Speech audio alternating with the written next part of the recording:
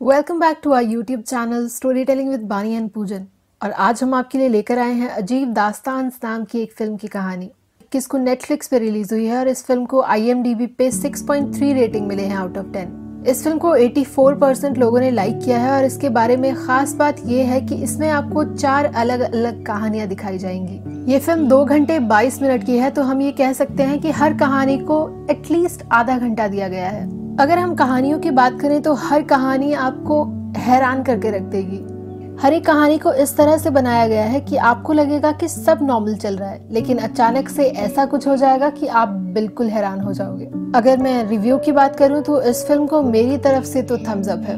इस फिल्म की हमारी पहली कहानी का नाम है मजनू। कहानी की शुरुआत लिपाक्षी नाम की एक नई नवेली दुल्हन से होती है, जो सुहागरात की स्टेज पर बैठकर अपने दूल्हे का इंतजार कर रही है। लेकिन उसका पति बबलू जैसे ही कमरे में आता है, वो लिपाक्षी से कहता है कि वो किसी और से प्यार करता है, इसलिए लिपाक्षी उसकी पत्नी बनकर तो जरूर रहेगी, लेकिन वो उसे कभी पत्नी वाला सुख नहीं देगा। लिपाक्षी ये बात सुनकर बबलू पर गुस्से से भड़क पड़ती है, लेकिन दोनों की शादी एक पॉलिटिकल समझौता थी, इसलिए दोनों ही इस शादी को तोड़ नहीं सकते। इसके बाद सीन सीधा शिफ्ट होता है 3 साल बाद पर, जब लिपाक्षी का बर्थडे है। हम वहाँ एक अनजान आदमी को लिपाक्षी के साथ देखते हैं और वो लिपाक्षी को पाने की भरपूर कोशिश कर रहा है। वो लिपाक्षी को एक नाइटी गिफ्ट करता है और उसे वो पहन कर आने के लिए कहता है। लिपाक्षी ऐसा ही करती है जब तक कि बबलू भैया वहाँ आ जाते हैं। बबलू उस आदमी को उठा कर ले जाते हैं और उसको गरम कढ़ाई के ऊपर लटकाकर उसका औजार जला देते हैं। वियर्ड है नहीं? इससे अच्छा तो पूरा जला दो, बेचारा सारी जिंदगी। इसके बाद हम देखते हैं कि बबलू भैया का ड्राइवर उन्हें अपने बेटे राज के बारे में बताता है। राज जो कि लंदन में पढ़ाई करके अभी वापस आया है। वो बताता है कि उसका बेटा पढ़ लिख कर अच्छी नौकरी पर लग गया है और उसकी तनख्वाह 15 लाख रुपए प्रति महीना है। राज जब बबलू से मिलने आता है तो उसे राज काफी ज्यादा पसंद आता है और वो ये भी जानता है कि राज इसके बाद बैंक में नौकरी करने वाला है। बबलू राज को इस बात के लिए फोर्स करता है कि कहीं और काम करने के बजाय उसे बबलू के ही पास काम करना चाहिए, और अगर उसकी तनख्वाह 15 लाख रुपए है तो वो उसे 25 लाख तक दे सकता है। राज और उसका परिवार बबलू के एहसानों के तले दबा हुआ है, इसलिए राज इस ऑफर को एक्सेप्ट कर लेता है। लिपाक्षी बबलू को डराने के लिए हर दूसरे मर्द पर डोरे डालती थी और ऐसा ही कुछ वो राज के साथ भी करती है, लेकिन राज उसकी तरफ नजर उठाकर भी नहीं देखता।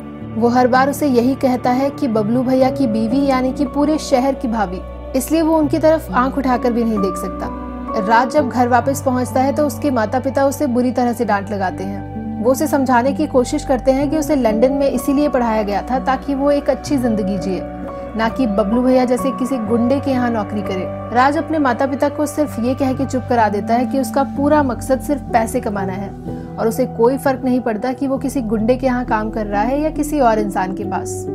इसके बाद राज के पिता उसे याद दिलाते हैं कि किस तरह से बबलू ने बचपन में उनकी टांग तोड़ दी थी, जबकि उन्होंने सिर्फ उसकी मर्सिडीज का एक छोटा सा एक्सीडेंट किया था। राज दोबारा यही कहता है कि उसे इस बात से कोई फर्क नहीं पड़ता और वो पुरानी बातों को भूल चुका है। राज अब रोज हवेली जाने लगता है और वो वहाँ अपना काम शुरू कर देता है। देखते ही देखते उसका लिपाक्षी की तरफ झुकाव बढ़ने लगता है, लेकिन वो इस तरफ बिल्कुल भी तवज्जो नहीं देता। साथ ही हम देखते हैं कि घर पर और बाहर राज के एक्सप्रेशंस बिल्कुल बदले हुए होते हैं। बबलू के सामने राज हमेशा कोशिश करता है कि वो एक शरीफ लड़का दिखे, जबकि असलियत कुछ और ही होती है। राज अपना काम इतनी अच्छी तरह से करता है कि वो बबलू भैया का भरोसा जीतने लगता है। साथ ही वो बबलू भैया को कहता है कि उन्हें फॉरेन बैंक्स में इन्वेस्ट करना चाहिए ताकि उनके ब्लैक मनी को व्हाइट में कन्वर्ट किया जा सके। एक दिन राज बबलू भैया को बोलकर छुट्टी ले लेता है और उन्हें कहता है कि उसे बुखार है। बबलू भैया जब शहर से बाहर जाते हैं तो इस मौके का फायदा उठाकर वो लिपाक्षी से मिलने चला जाता है। लिपाक्षी अब उससे प्यार करने लगी है और राज भी उसे पसंद करता है, लेकिन इस बात के बारे में बबलू भैया को कानों कान खबर तक नहीं है। लिपाक्षी राज से कहती है कि अब वो उसके बिना नहीं जी सकती और वो उसके साथ भागना चाहती है, इसलिए वो परसों के लिए ट्रेन की टिकट्स बुक करा लेती है। तो वहीं दूसरी तरफ बबलू राज को एक दिन अकेले में मिलने के लिए बुलाता है। इस मीटिंग के दौरान हमें पता चलता है कि बबलू असल में गे है और उसे राज से प्यार होने लगा था। साथ ही वो राज को बताता है कि उसे आशीष पांडे नाम के एक लड़के से बचपन में प्यार था और वो दोनों ही शहर भाग जाने वाले थे कि तभी उसके पिता ने आशीष और उसके परिवार की हत्या कर दी थी। बबलू राज को कुछ फोटोज दिखाता है जिनमें कि गोपाल और लिपाक्षी संदिग्ध अवस्था में थे। बबलू को ये लगता है कि शायद गोपाल और लिपाक्षी के बीच में कुछ चल रहा है, इसीलिए बबलू राज से कहता है कि वो गोपाल को जान से मार डालेगा और वो राज को लेपाक्षी को ठिकाने लगाने के लिए कहता है। लेकिन अगले सीन में हमें पता चलता है कि ये सारा किया धरा राज का ही था। बचपन में जब बबलू भैया ने उसके पिता की टांग तोड़ी थी, उसने उसी वक्त डिसाइड कर लिया था कि वो उनसे बदला लेगा। गोपाल और लेपाक्षी की फोटोज राज ने ही फोटोशॉप करके बबलू को भेजी थी। कहानी के अंत में हम देखते हैं कि राज बबलू को एक वीडियो भेजता है जिसमें कि वो ये सब कन्फेस करता है। बबलू लेपाक्षी को लेने स्टेशन पर जाता है और वहाँ वो उसे जान से मारने की कोशिश करता है, लेकिन वो लेपाक्षी को ये सुनकर छोड़ देता है कि लेपाक्षी अब माँ बनने वाली थी। हमारी दूसरी कहानी का नाम खिलौना है। इस कहानी की शुरुआत एक पुलिस इंटेरोगेशन से होती है, जहाँ पुलिस बिन्नी नाम की एक छोटी सी बच्ची के साथ पूछताछ कर रही है। इसके बाद हम देखते हैं कि जैसे ही बिन्नी के साथ पूछताछ खत्म होती है, पुलिस उसकी बड़ी बहन मीनल से बात करना शुरू करती है। इसी के साथ कहानी फ्लैशबैक में जाती है, जहां हमें पता चलता है कि मीनल एक सोसाइटी में नौकरानी की जॉब करती है। वो ऐसा इसलिए करती है क्योंकि उसकी छोटी बहन बिन्नी की पूरी जिम्मेदारी उसके सर पर है। उसके माता पिता अब इस दुनिया में नहीं है, इसलिए वही एक इकलौती ऐसी इंसान है जो बिन्नी का ख्याल रख सकती है। मीनल का अफेयर सुशील नाम के एक लड़के के साथ चल रहा है, जो कि सोसाइटी में इस्त्री की एक छोटी सी दुकान चलाता है। ये बात इस सोसाइटी के सेक्रेटरी विनोद को बिल्कुल भी पसंद नहीं है, क्योंकि कहीं ना कहीं उसकी नजर मीनल के ऊपर है। विनोद अब तरह तरह के तरीके निकालने लगता है ताकि वो मीनल को परेशान कर सके। इसी के चलते वो उनकी छोटी सी खोली की लाइट भी काट देता है। मीनल अपने घर में लाइट वापस ला सके, इसलिए वो पूरी कोशिश करती है कि वो विनोद को कन्विंस कर ले। लेकिन जैसे ही वो विनोद से बात करती है, विनोद उसे अपने घर में काम वाली की जॉब ऑफर करता है। मीनल खुश हो जाती है और ये ऑफर एक्सेप्ट कर लेती है। लेकिन जैसे ही वो विनोद के घर जाकर काम करना शुरू करती है, उसे समझ में आने लगता है कि विनोद उसके ऊपर गंदी नजर रखता है। एक दिन तो बात इतनी ज्यादा बढ़ जाती है कि विनोद उसकी छोटी बहन बिन्नी के सामने ही उसके साथ जबरदस्ती करने लगता है। जब इस बात का पता सुशील को चलता है तो उसका खून उबलने लगता है। गरीब होने की वजह से वो कुछ नहीं कर पाता, क्योंकि अगर वो विनोद के खिलाफ कुछ भी बोलता तो वो उसकी दुकान वहाँ से हटवा देता। मीनल, सुशील और बिन्नी तीनों ही शांत बैठे रहते हैं और कुछ भी नहीं करते। फिर एक दिन जब विनोद और उसकी पत्नी सब लोगों को अपने घर बुलाते हैं ताकि वो बच्चे के लिए पार्टी दे सके, उसी रात उनका बच्चा वहाँ से गायब हो जाता है। पुलिस वालों का पूरा शक सुशील, बिन्नी और मीनल पर जाता है, लेकिन तीनों के साथ इंटेरोगेशन करने के बाद भी उन्हें कुछ भी पता नहीं चलता। जब वो लोग घर की अच्छे से तलाशी लेते हैं तो उन्हें कुकर की सीटी में से खून निकलता हुआ नजर आता है। तभी उन्हें समझ में आता है कि किसी ने उनके बच्चे को कुकर में बंद कर दिया था। मीनल, जिनके यहाँ पहले काम करती थी, वो औरत पुलिस को बताती है कि उसने आखिरी बार बच्चे को बिन्नी के साथ देखा था, और वो पुलिस को कहती है कि उन्हें उसका बैग चेक करना चाहिए। जब पुलिस बिन्नी का बैग चेक करती है तो उन्हें वहाँ से बच्चे का झुनझुना मिलता है। पुलिस जब बिन्नी से उसके बारे में पूछती है तो बिन्नी पुलिस वालों से एक ही बात कहती है कि वो बच्चा नहीं, उनका खिलौना था।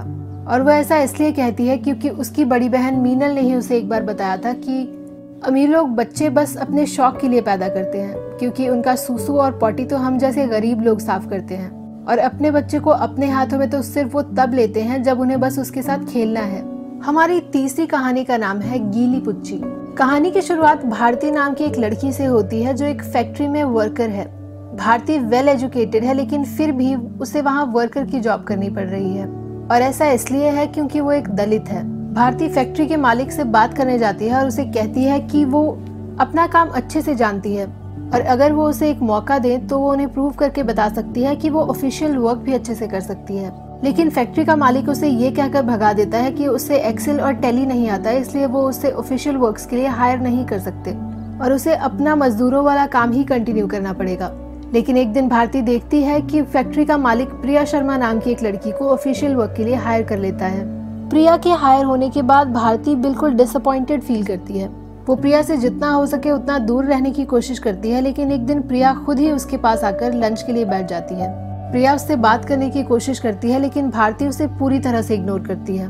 लंच के ही दौरान भारती की एक वर्कर से बहस हो जाती है जो उसे चांटा मार देता है, लेकिन इस बात को देखकर भारती भी उससे बुरी तरह भिड़ जाती है और उसकी अच्छी तरह से पिटाई करती है। ऐसा करने के बाद भारती के नाक से खून आने लगता है और प्रिया उसकी देखभाल करती है। प्रिया के अलावा भारती इस फैक्ट्री की इकलौती फीमेल एम्प्लॉय है, इसलिए प्रिया पूरी कोशिश करती है कि वो उसे अपना दोस्त बना ले। इसी के चलते प्रिया एक दिन उसे दही भल्ले खाने के लिए इनवाइट करती है। पहले तो भारती इस बात के लिए मना कर देती है, लेकिन प्रिया के इंसिस्ट करने पर भारती राजी हो जाती है। इसी के साथ हम देखते हैं कि दोनों धीरे धीरे दोस्त बनने लगते हैं। जहाँ एक तरफ भारती प्रिया को अपने घर बुलाती है, वहीं दूसरी तरफ प्रिया भी भारती को अपने घर बुलाती है। दोनों एक दूसरे के इतने अच्छे दोस्त बन जाते हैं कि वो एक दूसरे को अपनी पर्सनल बातें भी बताना शुरू कर देते हैं। इसी के चलते एक दिन प्रिया भारती को बताती है कि वो अपनी शादी से बिल्कुल भी खुश नहीं है और उसे नहीं समझ में आता कि उसे आगे क्या करना है। प्रिया भारती को बताती है कि उसके पति चाहते हैं कि अब वो माँ बन जाए, लेकिन कहीं ना कहीं वो ऐसा बिल्कुल भी नहीं चाहती। भारती को लड़कियां पसंद थी और कहीं ना कहीं वो भी ये समझ गई थी कि प्रिया को भी लड़कियां ही पसंद है। भारती वैसे तो प्रिया को सीधे सीधे कुछ भी नहीं बताती, लेकिन वो उसे आड़े टेढ़े शब्दों में कुछ समझाना शुरू करती है। भारती प्रिया को बताती है कि वो किसी ब्राह्मण परिवार से नहीं बल्कि एक दलित परिवार से है और उसकी दादी दाई माँ का काम किया करती थी। ये सुनते ही प्रिया थोड़ी सरप्राइज जरूर हो जाती है, लेकिन वो कुछ कहती नहीं है। इससे पहले कि भारती प्रिया को कुछ और बोलती है, उसे ऑफिस से कॉल आ जाता है और प्रिया को वापस ऑफिस बुला लिया जाता है। प्रिया भारती को अपने साथ ले जाती है, लेकिन उसे कैबिन के बाहर ही रुकने के लिए कहती है। ये सुनकर भारती को थोड़ा अजीब जरूर लगता है, लेकिन वो कैबिन के बाहर ही रुक जाती है। भारती वहाँ खड़े खड़े देखती है कि फैक्ट्री के मालिक और बाकी सब लोगों ने प्रिया के बर्थडे के लिए कुछ अरेंजमेंट्स किए थे। वो प्रिया के बर्थडे को अच्छे से सेलिब्रेट करते हैं और भारती को वो केक बांटने के लिए बाहर भेज देते हैं। भारती को ये देख के बहुत अजीब लगता है कि दो लड़कियों के बीच में ही आखिर कोई किस तरह से ऐसे भेदभाव कर सकता है। भारती लॉकर रूम के पास जाकर रोना शुरू कर देती है और साथ ही वो अपना मन बना लेती है कि अब उसे कुछ बदलाव करने के लिए कुछ करना होगा। प्रिया उसके पास आती है और उसे कहती है कि जो वो बात उसे बताने वाली थी वो उस बात को पूरा करे। पहले तो भारती ने सोचा था कि वो उसे अच्छे से समझाएगी, लेकिन अब वो अपना प्लान चेंज कर लेती है। भारती अब प्रिया से कहती है कि उसे अपने पति की बात मान लेनी चाहिए और उसे बच्चा पैदा कर लेना चाहिए। साथ ही वो उसे कहती है कि अगर उसके पास एक भरा पूरा परिवार होगा तो उसे बिल्कुल भी खाली नहीं लगेगा और शायद यही एक चीज है जो वो अपनी जिंदगी में मिस कर रही है। प्रिया भारती को अपना बहुत अच्छा दोस्त और अपना वेल विशर मानती है, इसलिए वो उसकी बात मान लेती है। भारती की बात मानकर प्रिया प्रेग्नेंट हो जाती है और साथ ही वो मैटरनिटी लीव पर चली जाती है। मैटरनिटी लीव पर जाने से पहले प्रिया फैक्ट्री के मालिक से बात करती है और भारती को उसकी रिप्लेसमेंट के तौर पर रखने के लिए गुजारिश करती है। फैक्ट्री का मालिक प्रिया को बहुत ज्यादा पसंद करता है और इसीलिए वो उसकी बात नहीं टालता। इसी तरह से वक्त गुजरता जाता है और प्रिया की मैटरनिटी लीव खत्म हो जाती है। भारती प्रिया और उसके बच्चे से मिलने उसके घर जाती है, जहाँ प्रिया उसे ये बताती है कि बच्चा पैदा करने के बाद भी उसे कुछ खास अच्छा नहीं लग रहा। अच्छा लगने के बजाय उसका खालीपन कहीं ज्यादा बढ़ गया है। लेकिन कहीं ना कहीं प्रिया इस बात से खुश थी कि मैटरनिटी लीव खत्म होने के बाद एटलीस्ट अब वो ऑफिस जा पाएगी। इसके बाद हम देखते हैं कि प्रिया और उसका पूरा परिवार साथ में बैठकर चाय पीने लगते हैं और भारती से बात करने लगते हैं। इसी दौरान हम नोटिस करते हैं कि सब लोगों की चाय जहां मिट्टी के कप में है, वहीं दूसरी तरफ भारती के लिए लाई हुई चाय स्टील के कप में है। प्रिया का पूरा परिवार भारती का शुक्रिया अदा करता है, क्योंकि भारती ही वो इंसान थी जिसने प्रिया को बच्चा पैदा करने की सलाह दी थी। साथ ही प्रिया की सास भारती को ये कहती है कि उसे भारती को समझाना चाहिए कि अभी ऑफिस जाने के लिए ये कोई सही वक्त नहीं है। साथ ही वो भारती को कहती है कि उसे तो इस बातों की ज्यादा नॉलेज होगी क्योंकि उसकी दादी दाई माँ थी। ये सुनते ही अब भारती को गुस्सा आ जाता है, क्योंकि प्रिया ही वो इकलौती इंसान थी जो ये जानती थी कि भारती एक दलित परिवार से संबंध रखती है। अब भारती वही करती है जो उसे सही लगता है। वो पूरे परिवार के सामने प्रिया को ये कहती है कि उसे रेस्ट करना चाहिए, क्योंकि बच्चा पैदा करना बहुत बड़ी रिस्पॉन्सिबिलिटी होती है और इसीलिए उसे अपना पूरा का पूरा टाइम अपने बच्चे को देना चाहिए और जॉब के बारे में भूल जाना चाहिए। प्रिया जैसे ही ये सुनती है वो भारती के इरादे समझ जाती है, लेकिन वो कुछ भी नहीं बोल पाती और उसे अपनी जॉब छोड़नी पड़ती है। अगले दिन हम देखते हैं कि भारती जैसे ही काम पर जाती है उसे प्रिया की जगह रख लिया जाता है, क्योंकि प्रिया ने अब इस्तीफा दे दिया था। हमारी अगली और आखिरी कहानी का नाम है अनकही। इस कहानी के बारे में मैं आपको एक स्पेशल बात बता दूं कि सिर्फ 75% स्टोरी में ही आपको डायलॉग्स देखने को मिलेंगे। बाकी सारी की सारी कहानी म्यूट है, लेकिन ट्रस्ट में ये आपके दिल को छू जाएगी। कहानी की शुरुआत एक बहुत ही रोमांटिक सीन से होती है, जहाँ एक कपल सुबह सुबह एक दूसरे को देख रहा है और हम दोनों को देखकर ये बता सकते हैं कि वो दोनों ही एक दूसरे को बहुत ज्यादा पसंद करते हैं। नताशा जब सुबह सुबह जाने के लिए तैयार हो रही होती है तो हम देखते हैं कि एक लड़का उसे चुपके से किचन में से देख रहा है। लेकिन जब नताशा उससे पूछती है कि आखिर वो उसे क्यों घूर रहा है तो इस बात पे वो ना में सर हिलाता है। इसके बाद नताशा टैक्सी लेकर वहाँ से चली जाती है और टैक्सी में बैठे बैठे उसे पुरानी कुछ बातें याद आती हैं। हम देखते हैं कि नताशा एक हाउसवाइफ है जिसके पति का नाम रोहन है। उनकी समायरा नाम की एक बेटी है जो सुन नहीं सकती। नताशा और रोहन इसी बात को लेकर झगड़ा करते रहते हैं कि रोहन समायरा पे पूरा ध्यान नहीं देता। नताशा ने साइन लैंग्वेज सीख ली है ताकि वो समायरा से कम्युनिकेट कर सके, लेकिन रोहन समायरा से बात करने की कोशिश भी नहीं करता। बात करने के नाम पर रोहन सिर्फ समायरा को व्हाट्सएप टेक्स्ट भेजता है और ये बात नताशा को बिल्कुल भी अच्छी नहीं लगती, क्योंकि इस बात का समायरा की मानसिक हालत पर फर्क पड़ रहा है। एक दिन अचानक जब नताशा घूम रही होती है तो वो एक आर्ट गैलरी में चली जाती है। आर्ट गैलरी में जाते ही वो एक पिक्चर देखती है जो उसे काफी ज्यादा सुंदर लगती है। वो उस फोटो को घूरती रहती है और अचानक से वहाँ वो इंसान आ जाता है जिसने वो फोटो कैप्चर की थी। वो इंसान आकर नताशा से साइन लैंग्वेज में बात करता है और नताशा भी उसे साइन लैंग्वेज में ही रिप्लाई करती है। उस इंसान को ये देखकर बहुत ज्यादा खुशी होती है कि उसके अलावा भी ऐसा कोई इंसान है जो साइन लैंग्वेज जानता है, क्योंकि आज से पहले उसकी आर्ट गैलरी में जो भी लोग आए थे या तो वो लिख कर या फिर जोर जोर से चीख कर उससे बात करने की कोशिश करते थे, जिसकी वजह से कि वो बहुत ज्यादा बोरियत महसूस करता था। नताशा और हमारा आर्ट गैलरी वाला लड़का दोनों एक दूसरे को बहुत ज्यादा पसंद करने लगते हैं। उन दोनों की मुलाकातें काफी ज्यादा बढ़ने लगती हैं और वो दोनों ही एक दूसरे को पसंद करना शुरू कर देते हैं। फिर अचानक से वो दिन आता है जब हमारा आर्ट गैलरी वाला लड़का नताशा को अपने घर बुलाता है। जिस तरह से वो नताशा को देखता है उससे वो काफी ज्यादा ऑकवर्ड लगता है, इसीलिए वो भागकर वहां से चली जाती है। लेकिन जैसे ही वो जाकर नीचे सीढ़ियों पर बैठती है उसे अपने पति का एक मैसेज दिखाई देता है, जहाँ वो नताशा को ये कहता है कि आज शायद वो घर नहीं आ पाएगा, इसलिए नताशा को खाना खा लेना चाहिए और उसे उसका इंतजार नहीं करना चाहिए। नताशा ये मैसेज पढ़ के कुछ सोचती है और वापस चली जाती है। नताशा और हमारा आर्ट गैलरी वाला लड़का, जिसका नाम की इस मूवी में बताया नहीं गया है, वो बहुत अच्छा टाइम साथ में स्पेंड करते हैं। दोनों पूरी शाम साथ बिताते हैं और काफी अच्छा टाइम स्पेंड करते हैं। नताशा को जाता हुआ देखकर हमारा आर्ट गैलरी वाला लड़का भी टैक्सी में उसका पीछा करता है। नताशा जैसे ही अपने घर का दरवाजा खोलती है वो रोहन और समायरा को हंसते हुए देखती है। रोहन के हाथ में साइन लैंग्वेज की बुक थी और वो समायरा से बात करने की कोशिश कर रहा था, और ये वही चीज थी जो नताशा बहुत लंबे टाइम से चाह रही थी। अब नताशा को बहुत ज्यादा खुश होने के साथ साथ बहुत ज्यादा गिल्टी भी फील होता है, लेकिन जैसे ही वो पीछे मुड़कर देखती है वो देखती है कि वो आर्ट गैलरी वाला लड़का भी वहीं पर है। वो दरवाजे के कोने में से रोहन और समायरा को देख लेता है और वो समझ जाता है कि नताशा शादीशुदा है। उसकी आंखें आंसुओं से भर जाती हैं, लेकिन वो फिर भी कुछ नहीं कहता। उसके बारे में खास बात ये थी कि हियरिंग एड्स की मदद से वो सुन जरूर सकता था, लेकिन वो दुनिया को सुनना नहीं चाहता था। उसका मानना ये था कि लोगों की जुबान झूठ कह सकती है, लेकिन लोगों की आंखें कभी भी झूठ नहीं कहती। इसीलिए वो ये प्रेफर करता है कि लोग उससे साइन लैंग्वेज में ही बात करें।